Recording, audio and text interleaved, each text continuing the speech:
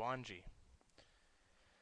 As you can see, I'm here in Zambia, but Wesley Senior Banquet was always a big part of my time at Wesley, and I wanted to be able to speak about some outgoing seniors.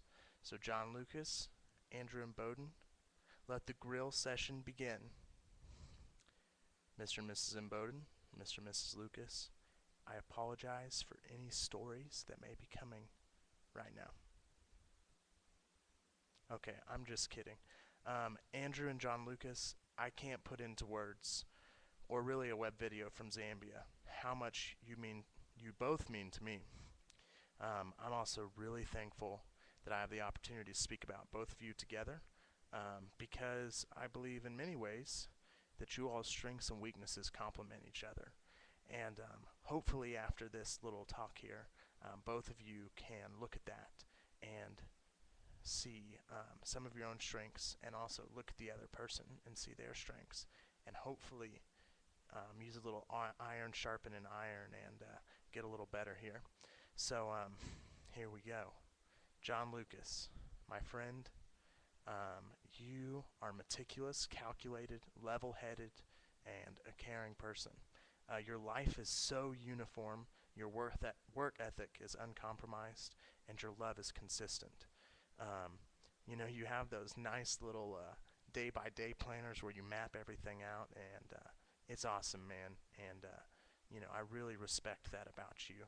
And Andrew, you are bold, opinionated, adventurous, and passionate. Your life is full of pizzazz. Your work has a creative spark, and your love is loyal. And I cherish you both as friends. And John, I think that Christians often lack the power to seek the Lord's face day after day.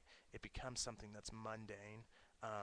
But you, sir, you have that willpower, because again, you know how to organize yourself. And I wish, especially in my walk with the Lord, that I was more that way. And I think that can carry you far, that you can do great things if you can mix your spiritual life with the consistent life that you've built.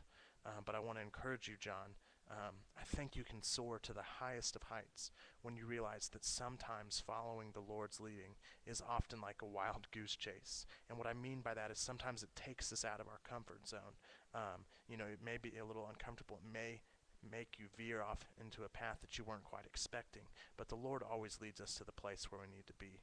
And Andrew, I wish more believers had your gusto and your zest for life. It's contagious, and I've loved our various adventures together.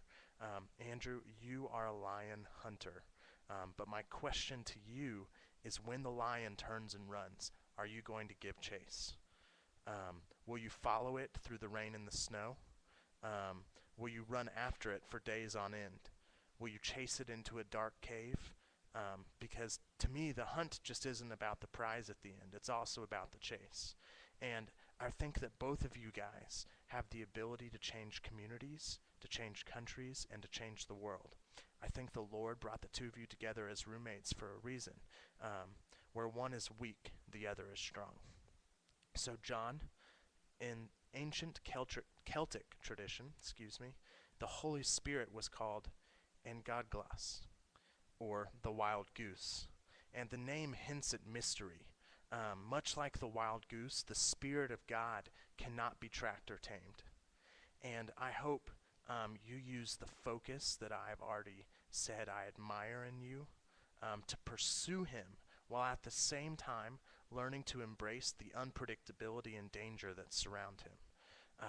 John, my hope for you as you venture into your life ahead, and into a life, honestly, that you've chosen with your business, your business major, that can often fit your kind of day-to-day lifestyle, is that you learn also that when you're chasing the Lord and you're chasing the Lord's will, that sometimes life gets unpredictable.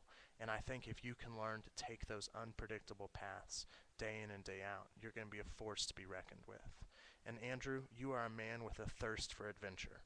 And your current adventure has you following the Great Lion.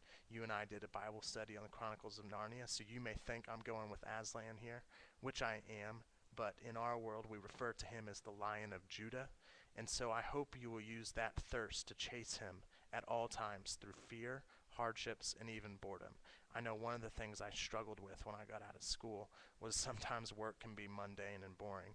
And, that is kind of something that I think I expected.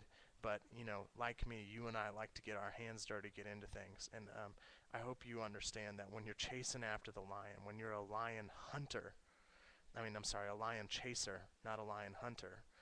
That whether it's fear, it's hardships, or even it's boredom, you got to be able to chase the lion down.